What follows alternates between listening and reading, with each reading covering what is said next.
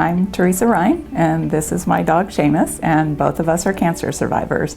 I had breast cancer, triple negative breast cancer, and Seamus had a mast cell tumor. Originally he was told he'd have 1 year, well, I was told on his behalf that with surgery and chemotherapy he might live a year. But that was 6 years ago, so he's been quite the survivor. So he was my inspiration when I went through my breast cancer diagnosis and treatment a couple years after him. I was diagnosed, well, I got a call on December 23rd of 2008, so Merry Christmas to me, letting me know that my mammogram was highly suspicious of malignancy. One of the important messages I always get out to people too is that was not my regular annual mammogram. I had had my regular annual mammogram in July and everything came back fine. And then I felt a lump myself around November. It wasn't even really a lump, it was like a thickening. And so I kind of, because it wasn't a lump, it was just some thickening, I thought, well, you know, you're told to look for a lump. It's not a lump, but it sure feels weird. And after a couple of weeks, it wasn't going away, and I thought, probably need to get that checked out. And I did, and that's when I got the call on December 23rd. So really 4 months from having a perfectly normal mammogram, I was diagnosed with cancer. And it was stage 1C, triple negative, which is a very aggressive form of cancer. Hence the 4 months of growth, it being nothing to showing up where I could feel it and on the mammogram. So I had a lumpectomy in January, and then I had 4 rounds of chemotherapy, 2 different kinds of chemotherapy. One of them was the same kind of chemotherapy that Seamus had. So they are similar. It's also why I support the cancer research foundations too. And then I had 36 rounds of radiation. So, but I survived. I feel great. I'm coming up on 3 years in January of being cancer-free, and all my hair grew back. A little curlier, a little darker, but it's there. So I started at the recommended age. I started at 40, and I was 45 when I was diagnosed. And did I always do not monthly, not regularly, and I'm one of another message that I think it's important to get out there. I think people get intimidated by the formal idea of the self-exams and how you're supposed to do it and all that. And it really just boils down to knowing what your breasts feel like normally and knowing what's normal and not normal for you. And I think that's really all mine was. I happened to have felt it in the shower. We can't say I was really doing a breast exam.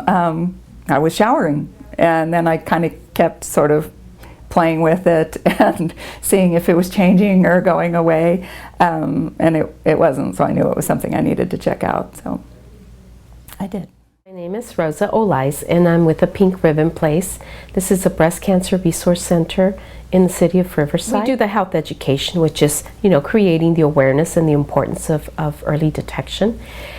We do the diagnostic services for women under 40. If the women that contact us are over 40, we direct them to the Every Woman Counts program, which is a state program. When you get a call of a woman who has no health insurance, and these days there's a lot of women out there, their spouses are losing their jobs, they're losing their jobs, and you're able to provide a clinical service and let them know that no, they don't have cancer. The peace of mind that they feel is a reward in and of itself. A lot of these younger women that we provide services for, they have young children, and their biggest fear is not being there for their children. So if we can give them that peace of mind, it's just a huge gift that we receive. When we get a woman who calls and they have breast cancer and they have nobody to turn to because nobody understands what they're going through, and we can have them come in. We have a counselor available. We can have them come in and speak to our licensed psychotherapist. They leave and they're so grateful that they were able to speak to somebody who understands, who can guide them, who can give them just support and let them know that, you know, it's going to be okay, that there's people out there that care. That is just something that you cannot buy. It's just a gift, and it's just something that you really want to treasure and remember all the time. I've seen where women go to a support group and they're very quiet and very shy, and the entire group just embraces them, and they just, when they leave, they feel so good about coming to the group. We're not talking about death and dying. We're talking about living. We're talking about the challenges in their life and how they're going to turn that around and make it a positive. And what I've seen with the women in support groups is that they come out stronger. They do things that maybe they never would have done in the past, that they just are ready to really live rather than just being alive. One of the most valuable things that they had for me was they had counseling, because I had tried to get counseling through my provider, and it was just really difficult, and to get an appointment, a timely appointment. And then when I did get the appointment, it was just not the right kind of therapy that I needed. When I came to the Pink Ribbon place, I met Ingrid, and she told me about Dr. Della Rocca, and so I immediately scheduled an appointment with her. I think the fact that she offers her support from her heart, from the kindness of her heart, makes it so much more valuable. But at the same time, she really is a very good therapist, and she does guided imagery with me, and she also talked with my mother, who was having a really hard time, didn't know how to help me. She talked to my husband, who lost his previous wife to cancer as well. And he's having a really hard time coping with me having it after he just went through all of that with his late wife. So she has been an invaluable resource to me. Well, I've actually had sessions that when I'm on my way home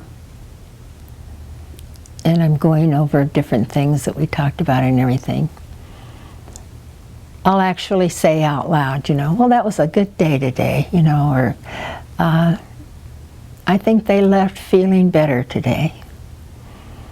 And that's the whole idea of being here, is for me to try to make it better for them, because they are going through such trials right now.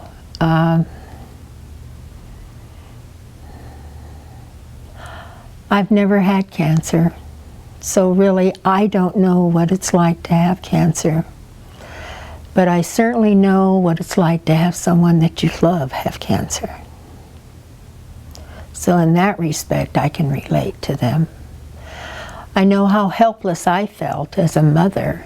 And here I have a doctorate in therapy, but there was times when I felt just completely at a loss of what to do or what to say. It's one thing for me to be a therapist and to talk to Sally Jones about it, but then of course it's another thing when it's your daughter that's sitting there, and she knows that she doesn't have long for this earth.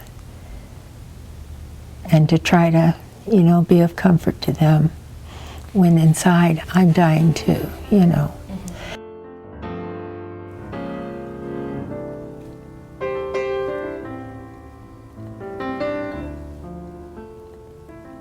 So this one, the pink one, which is the tradition, it says survivor on it. This was given to me by a wonderful breast cancer survivor named Christy Smith, and she came over to my house when I first found out about the breast cancer. I met her through a friend. She came over and just told me what she had been going through, and just, you know, shared her whole story with me and offered me any support that she could give me, and she gave this to me at that time. And the other one my neighbor gave me, and it's there's a poem called "What Cancer Cannot Do," and so she gave me this bracelet, and it has a few of those things, and some of them are, it says that it cannot shatter hope, it cannot steal eternal life, it cannot suppress memories, it cannot kill friendship. So it's just trying to show that, I guess, cancer can really bring you down, but you have to see what it can't do in your life and don't give it so much power. And I think that that's really important. That's one thing I've really learned is in the beginning, you know, when you're kind of starting to absorb everything that you're going through, you can get depressed. You can have feelings of just overwhelming depression. And I realized through all of that, that the depression hurts worse than the cancer. It's worse than the fear. It's worse than anything that the cancer can do to you. So I made a decision that I was not going to be depressed. And I haven't, and I have enjoyed every wake, every good moment, every good day. Every time I see my son smile or my daughter does something cute, I'm just happy. And I think you just really learn to appreciate any good days that you have, the days that you can cook for your family or go in the garden and do gardening. I think, you just can't let it take control of your life, because I think when you do succumb to the depression, it affects you physically as well. I think it really does. Its attitude is really important with this. Just give it any kind of help or suggestion. Some of the most practical stuff is the stuff you just find out from other people who have been through it, and that's what the pay it forward means. And I think that's what Seamus did for me. He was my inspiration going through it. So it sounds funny, but by the time I got diagnosed, I felt like cancer wasn't as scary to me, because I had already heard the worst in the sense of what his diagnosis was and his prognosis was, and he beat it almost with no problem. So I felt very empowered by that and inspired to. That's why my own little personal mantra became "The dog lived, and so will I." So I'd like to see if I can share that with others.